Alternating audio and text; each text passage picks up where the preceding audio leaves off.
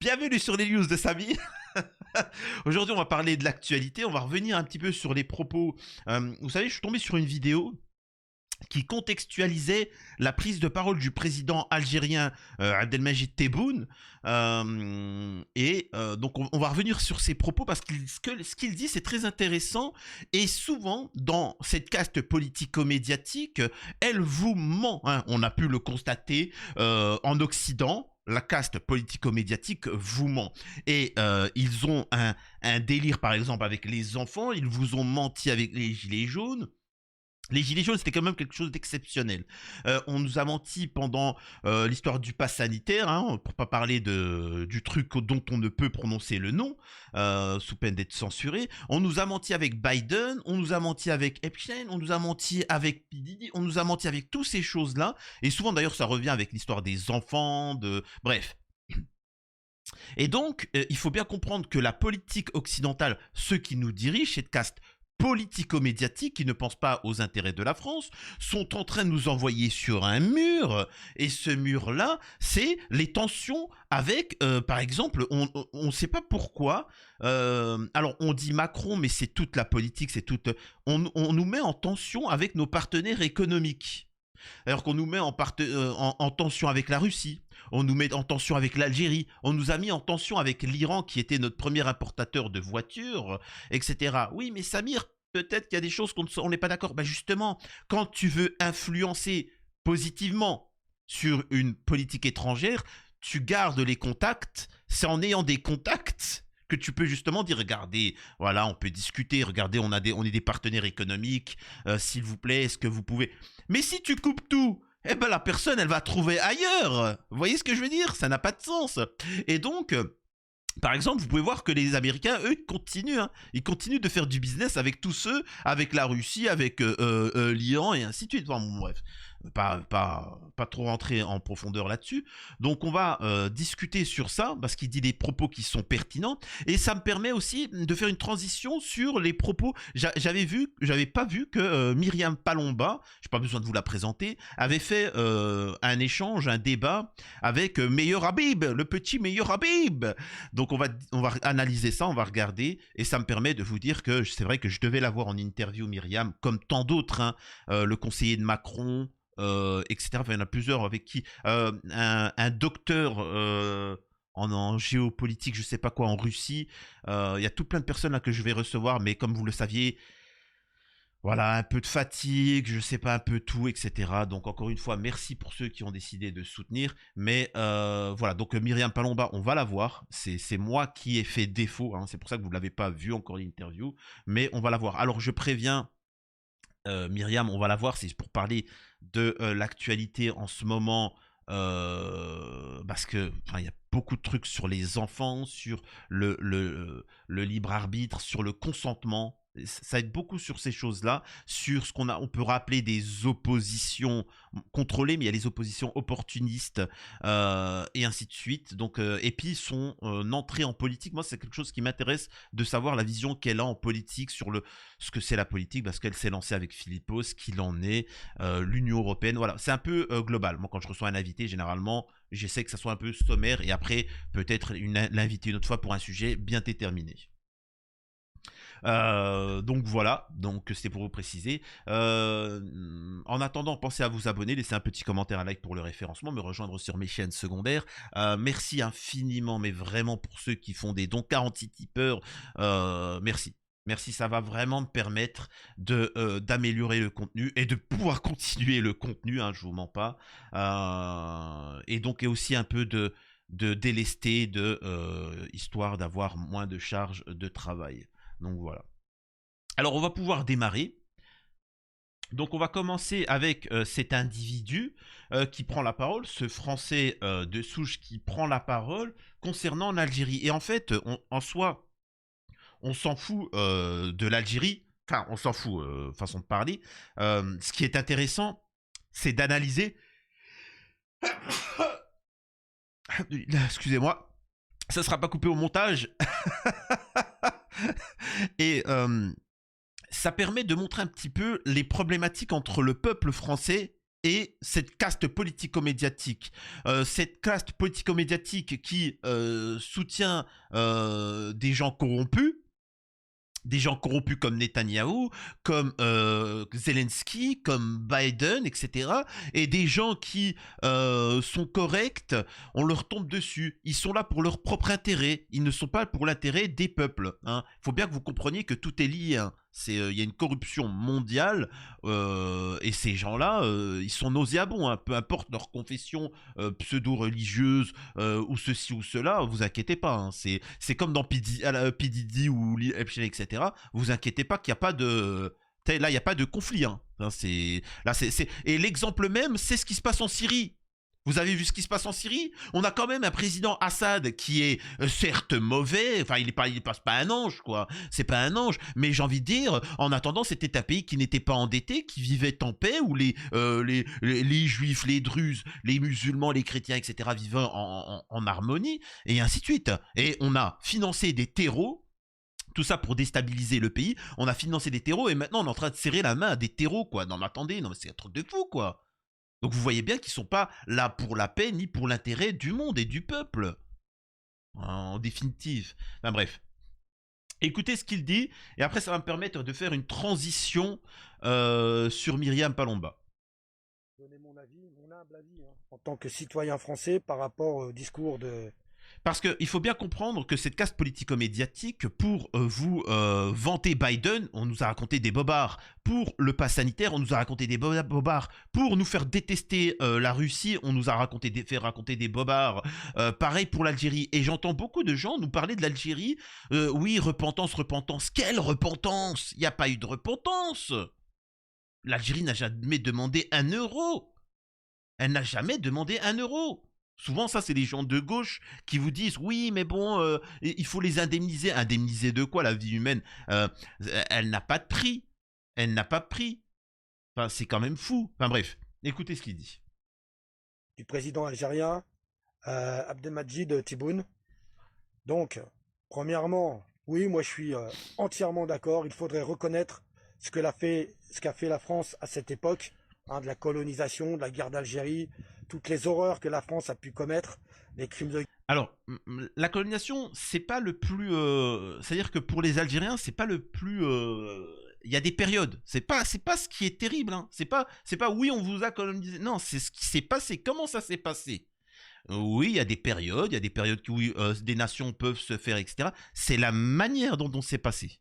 C'est le géno qu'il y a eu en cours. Encore une fois, c'est pas pour tomber sur Rima Hassan ou d'autres, mais quand des gens viennent dire, c'est-à-dire que où ils essayent de, comment on appelle ça, de faire une échelle de la souffrance, c'est pas bon. Des gens qui souffrent, ils souffrent, point. Mais par exemple, en Algérie, souvent on nous explique que à Gaza, même si c'est bien plus, il y a 45 000 victimes.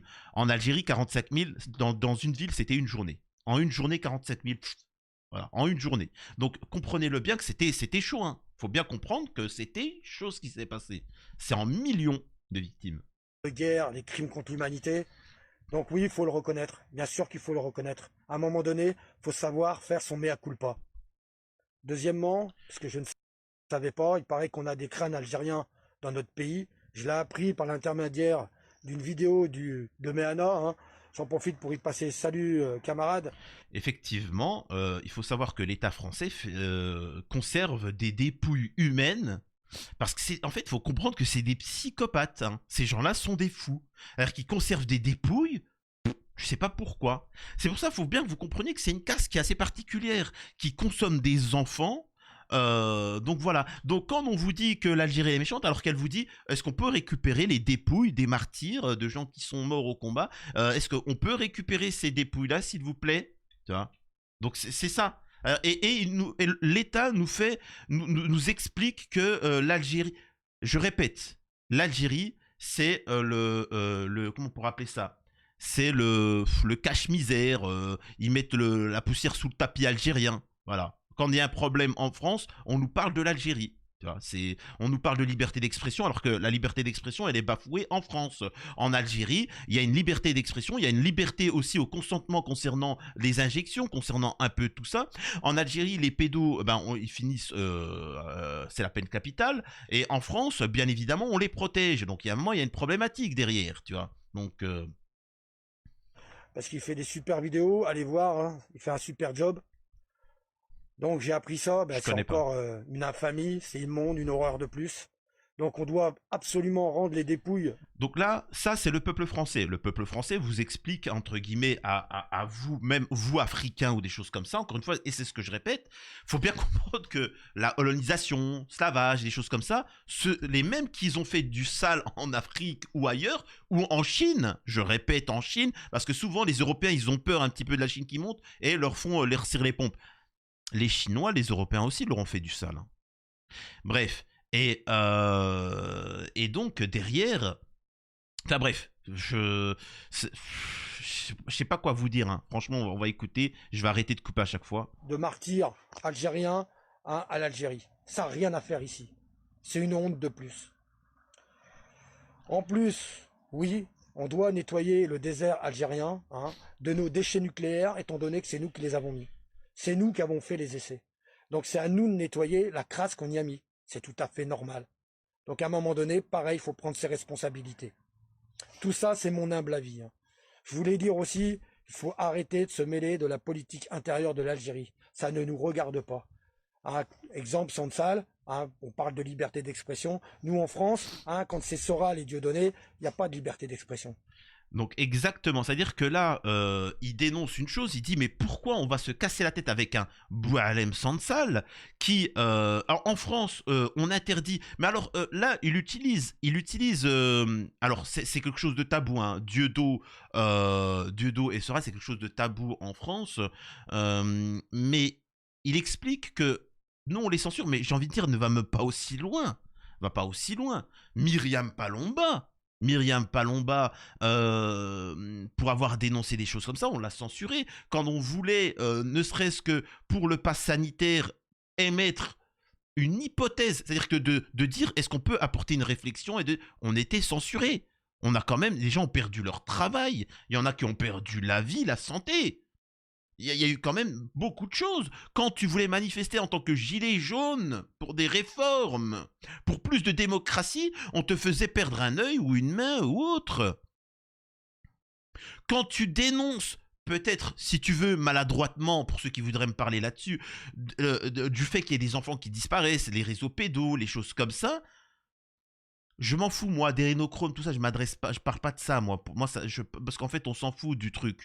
Moi, je le répète, je m'en fous qu'on utilise des enfants pour Neptune, pour Satan, pour ceci, ou certains pour dire qu'ils vont devenir immortels. Je m'en fous. L'important, c'est que tu touches pas aux enfants. Donc, le fait de dénoncer ça, on se fait tomber dessus. Il y a quand même une chape de plomb. En France, il n'y a pas plus... ça censure sec. Ça censure monstrueusement. Et je suis désolé, Boualem Sansal, il l'a quand même appelé, il fait partie de cette caste politico-médiatique qui appelle à la destruction de l'humanité. Il est pareil que ceux qui sont financés, comme les mecs en Syrie, etc. Le mec explique quand même qu'il faut lutter, il faut exterminer 1,8 milliard de musulmans. C'est pas moi qui le dis, c'est lui. Donc il chauffe l'Occident à faire des choses comme ça. Derrière, on finance des barbus extrémistes pour faire la même chose en Occident. Mais c'est quand même particulier, quoi. C'est quoi ces gens-là? C'est quoi ces fous? C'est quoi ces psychopathes? Donc, encore une fois, comprenez bien qu'il y a une différence entre le peuple des mondes entiers qui qui aspire à vivre en paix, et les malades mentaux qu'on a à la tête de l'État. Hein, on les met presque en prison, les gars, d'accord? On les condamne. Donc arrêtons de donner des leçons aux autres. À un moment donné, je pense qu'il faut arrêter de suivre toute cette extrême droite française, hein, qui a des relents de l'Algérie. C'est pas que l'extrême droite, je suis pas d'accord. Je suis pas forcément d'accord avec l'histoire de l'extrême droite. Donc on voit bien que le mec c'est pas un soralien ou je sais pas quoi, mais ce n'est pas le problème de l'extrême droite. Faut pas tomber dans le panneau parce que, excusez-moi de vous dire ça, t'as eu autant de gauchistes qui étaient pour la censure. T'as quand même des gens qui ont appelé, et c'est pour ça d'ailleurs que les Myriam Palomba, je respecte, et c'est pour ça que je vais la voir. Alors moi, quand je fais les interviews, c'est plutôt des mises en avant et des échanges. Je fais pas d'interview où je suis là pour clasher, c'est insupportable. Il y a suffisamment la télé pour faire ça. La télé, moi, je fais quelque chose qui est alternative à la télé. La télé, c'est on invite quelqu'un, on l'empêche de parler, on le déglingue. Ça, c'est inutile. Moi, ce qui m'intéresse, c'est de faire venir la personne et qu'elle puisse s'exprimer. Mais justement, les Palomba, c'est ça la problématique. C'est des gens qui sont venus et qui ont parlé et qui en ont subi des conséquences dramatiques. Financièrement, économiquement, socialement. Donc voilà, c'est quand même fou. Donc il y a quand même une problématique dans nos pays vis-à-vis de la liberté d'expression. Et c'est pas une question d'extrême droite. Vraiment. Je rappelle qu'à gauche, ça appelait quand même à venir utiliser la police pour nous tomber dessus, quand même. Alors qu'on appelait juste un libre consentement Attendez, il y a quoi dans votre produit? Est-ce que je peux demander quand même il y a quoi? Non, tu te tais. Tu vois. Donc c'est phénoménal. S'il vous plaît, tombez pas dans le panneau de ce que font la politique avec gauche, droite, extrême droite, machin, ceci ou cela. Ça va au-delà, hein, ça va au-delà. Moi, je ne suis pas là pour juger les gens qui sont de gauche ou de droite. Moi, vous me suivez tous, vous êtes tous un peu éclatés, hein. Quand je dis éclatés, je parle politiquement. Il y en a qui sont de gauche, de droite, etc. Mais pourtant, vous avez tous la même opinion, c'est la liberté et le bien-être du peuple, de votre peuple et des peuples du monde entier, hein, je précise. Françaises, hein, qui ont une haine viscérale contre l'Algérie, hein, qui sont d'ailleurs des alliés de l'entité. Alors, je précise, ils ont une haine de l'Algérie, pas forcément, hein. L'Algérie est un cache-misère, hein. C'est un cache-misère. C'est-à-dire que dès qu'on a un problème, on te met l'Algérie, circuler, il n'y a plus rien à voir, bye bye, et ainsi de suite, hein. Donc c'est aussi utile que ça, hein. C'est comme ça, hein. Nous savons très bien toute cette extrême droite. Hein. Donc on a choisi cet allié qui nous apporte rien, qui nous met droit dans le mur, alors qu'on pourrait tendre la main à l'Algérie et faire enfin une vraie réconciliation, une vraie paix. Et il est temps de tourner la page. Il est temps de faire en sorte de reconnaître nos fautes. Hein. C'est pas une honte de reconnaître ses fautes. C'est être grand. Enfin moi c'est ce que j'en pense. Tout ça. Donc voilà. Donc en fait on voit bien que encore une fois les peuples, malheureusement comme on a un petit peu, il y a beaucoup trop de moutons, on se laisse faire manipuler. On voit bien que les peuples appellent à la liberté, à vivre décemment.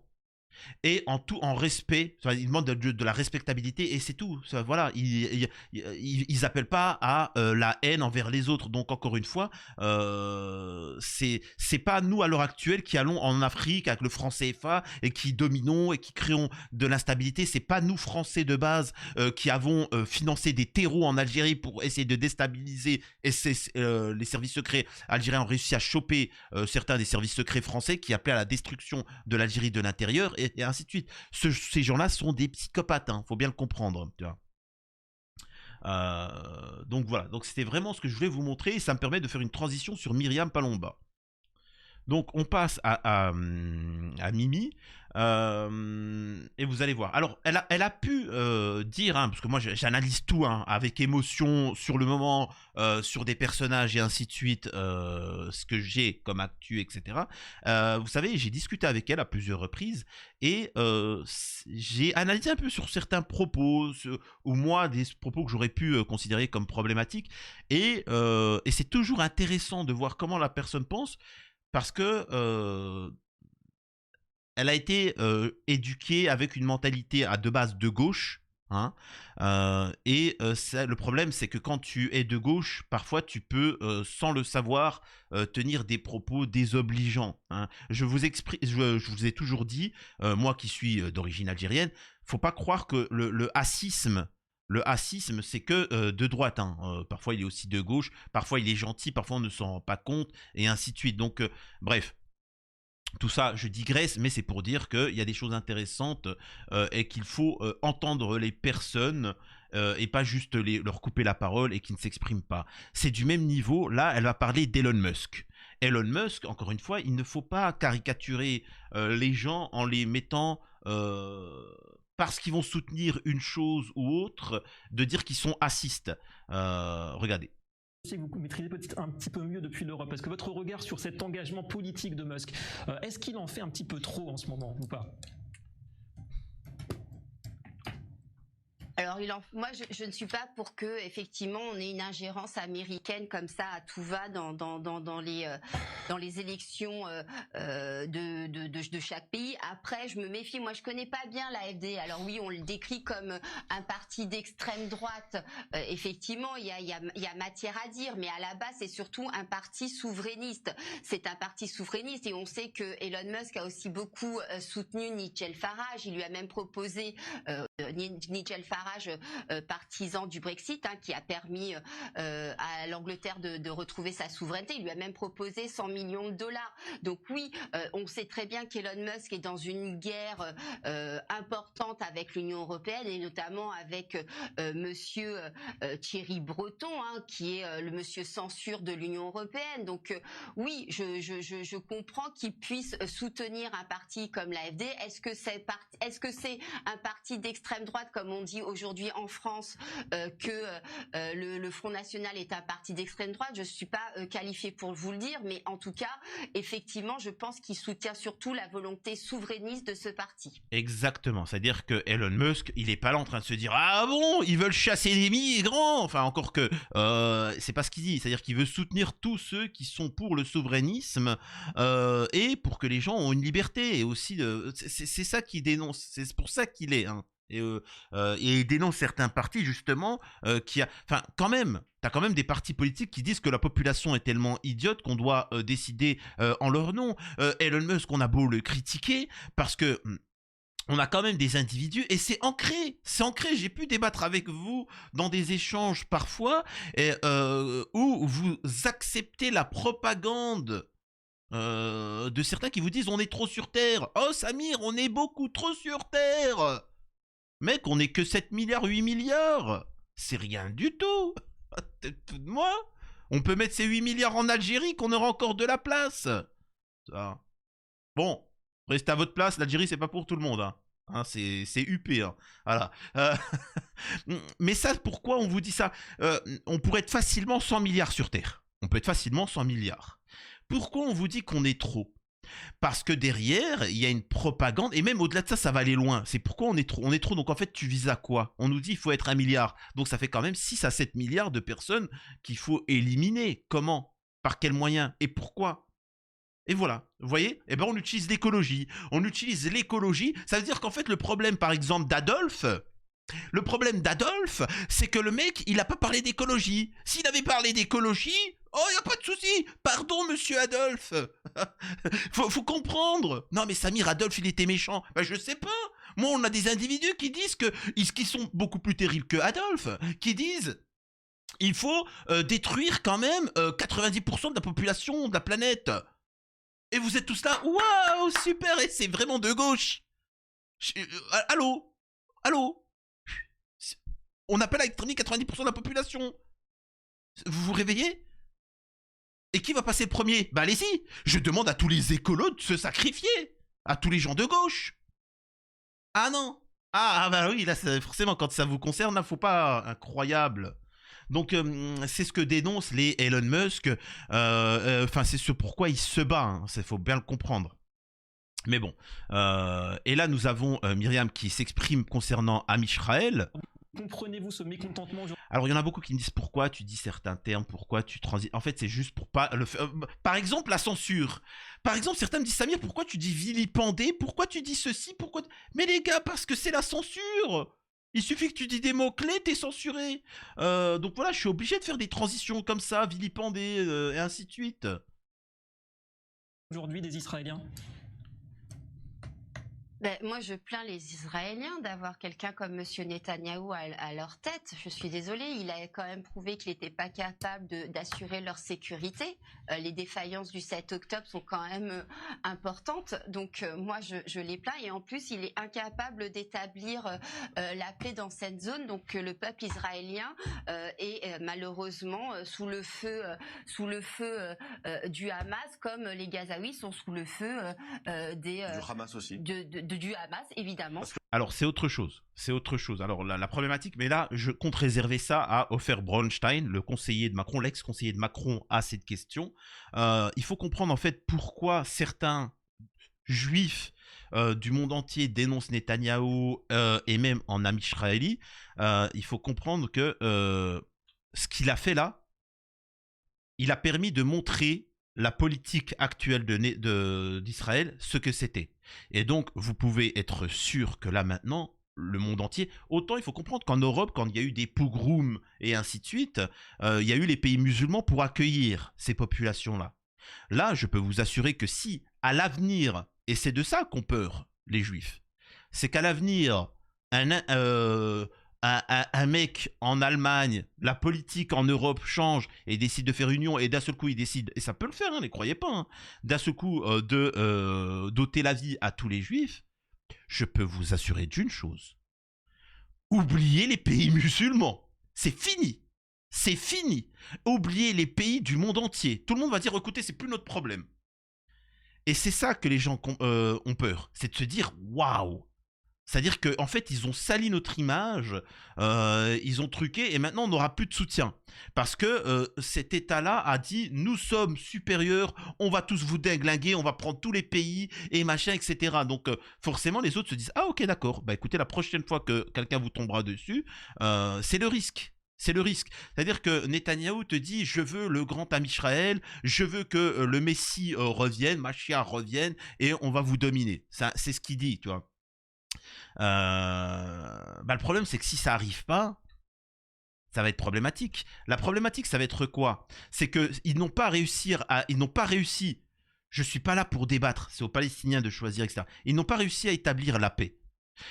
Donc, si l'Occident devait s'effondrer, il faut aussi comprendre le processus am-israélien. Mais si l'Occident s'effondre, il faut bien comprendre une chose. C'est qu'Israël sera détruit en 2, 4, 6 ans. Les pays voisins vont récupérer le territoire, mais en entier. Et là, il n'y aura pas de paix ou de je sais pas quoi. Donc, faut comprendre la vision des gens comme Netanyahou qui pensent à un Messie qui va arriver et ils se disent, si l'Occident s'effondre et qu'à ce moment-là, on n'a pas sécurisé notre territoire, on est fini. Mais la fuite en avant, il y en a encore qui disaient, oui, mais on peut espérer la paix quand même, il faut essayer d'établir la paix avant que ça parte en cacahuète. Lui te dit non, on va utiliser la dureté, la violence, on va faire la terreur. Donc c'est ce qu'il a fait. Mais si encore une fois l'Occident s'effondre et il n'y aura plus de soutien d'armement, de financièrement, ça va être terrible. Le contre-feu va être terrible. Et c'est pour ça que souvent vous entendez que Netanyahou, souvent des juifs, des Israéliens disent Netanyahou a condamné Israël. Ben, en fait, c'est ça la signification. C'est le fait qu'en fait, il a fait des ennemis mortels autour de lui et que le moindre moment où on aura le genou à terre, ben, ça sera fini. Alors que si on avait établi de bonnes relations, c'est ça en fait la question. Et c'est pour ça qu'en soi, ces gens comme Netanyahou sont problématiques. Mais après, j'aimerais quand même préciser une chose.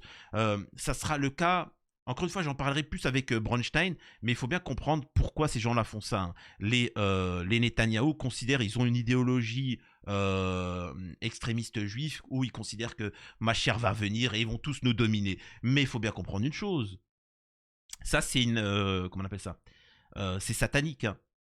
Il faut bien comprendre que chez les chrétiens aux États-Unis, t'en as qui pensent la même chose. T'en as qui appellent à la destruction, aux tensions de par le monde, comme en Israël. Souvent, on dit que les Américains, les millénaristes américains, chrétiens, soutiennent Israël et créent le chaos, troisième temps, machin, etc. Mais il faut bien comprendre qu'ils s'en foutent, hein, musulmans, juifs, tout ce que tu veux, ils s'en foutent. Eux, ils se disent, en créant cette destruction-là, il va se passer des événements qui va faire que Jésus va revenir et avec Jésus, avec les États-Unis, c'est ce qui est dit, hein, ils vont exterminer tous les juifs, tous les musulmans, tous les athées. Donc ce que je veux dire, c'est que il faut pas non plus que regarder Netanyahou. Hein. Chacun a son... En fait, t'as des déglingués partout. C'est ça qu'il faut comprendre. T'as des déglingués sataniques partout et il faut pas se focaliser que sur une chose. Ils sont tous fous et il faut lutter contre ça. Tu vois, il faut lutter. C'est aussi simple que ça.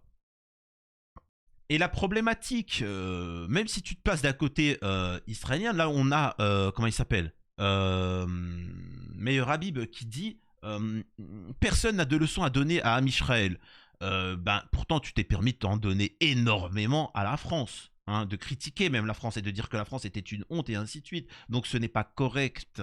Est-ce que malgré... Alors, vous savez quoi, on est rendu à 30 minutes, donc je vais essayer d'aller beaucoup plus vite, et surtout qu'on va la voir sur la chaîne, même si je vais pas aborder le sujet. Moi, ce qui m'intéresse au niveau de Myriam, c'est son combat, le fait qu'elle est restée droite concernant justement le souverainisme et la liberté de parole en France, et les problématiques des réseaux pédos et des influenceurs, et cette focalisation sur l'éducation. Vraiment, bon, voilà, bref.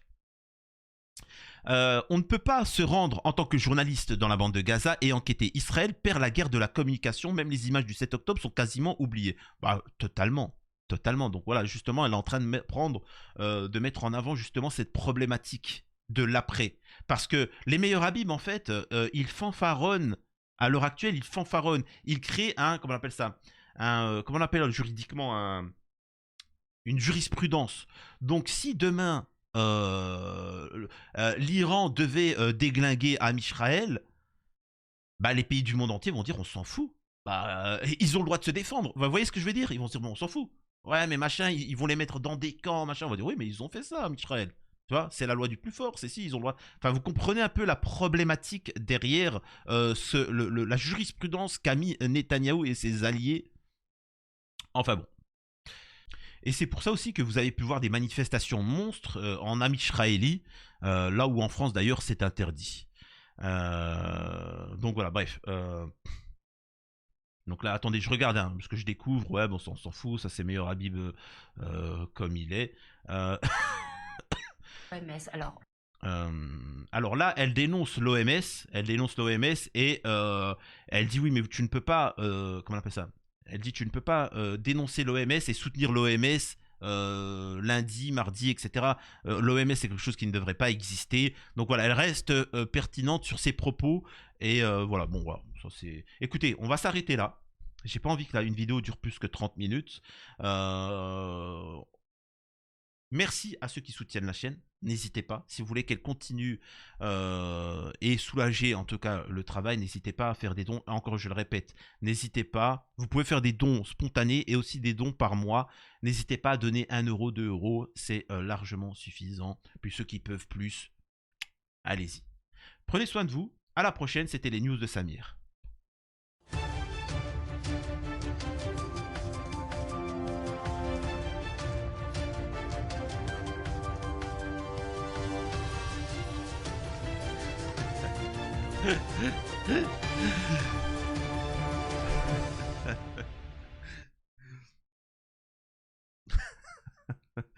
Alors là, on se retrouve sur la scène post-générique. Alors je dois vous faire une confession. C'est pas que je voulais pas aborder que la vidéo fasse plus de 30 minutes ou je sais pas quoi. C'est juste que j'avais faim. J'avais la dalle. J'avais envie d'aller bouffer. J'ai un creux là. Mon ventre il est en train de gargouiller. Et je me suis dit, allez, vas-y. Vas-y vite. Allez, débarrasse-toi. Accélère la cadence. C'est tout. Voilà. C'est les coulisses. Hein, c'est les coulisses. Vous savez les coulisses maintenant. Allez, à la prochaine.